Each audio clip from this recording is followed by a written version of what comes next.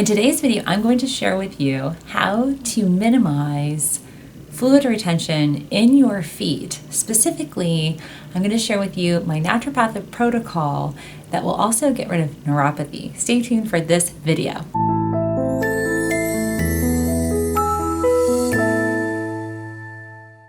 Welcome, I'm Dr. Melissa Gallagher. I'm a naturopathic physician and I'm a lymphatic drainage therapist. And today I'm coming to you from my clinic here at the Heal Center in Atlanta, Georgia.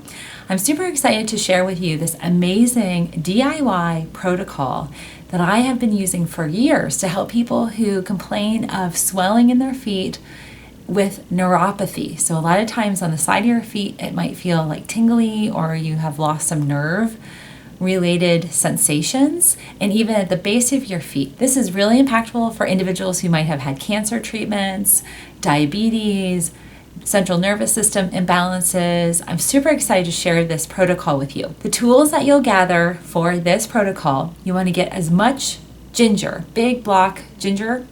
You want to get boiling hot water, grate your ginger in your boiling water, boil that up for about 15 minutes. Let it steep till it's warmer in temperature. You want to get a big plastic tub where you can fit both feet in for a foot soak. And you want to get a cup of Epsom salts.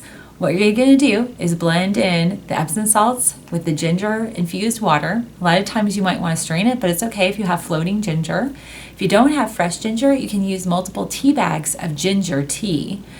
Soak your feet, add in the Epsom salts, kind of swirl it around with your feet. Sometimes you might need to diffuse the heat of the water with a little tepid cold water. What you're going to do is you're going to soak your feet in there for about 10 to 15 minutes. If you do this every day, you're going to notice by soaking every day a significant change in the sensation of neuropathy, the feeling of sleepy kind of ants running around your feet.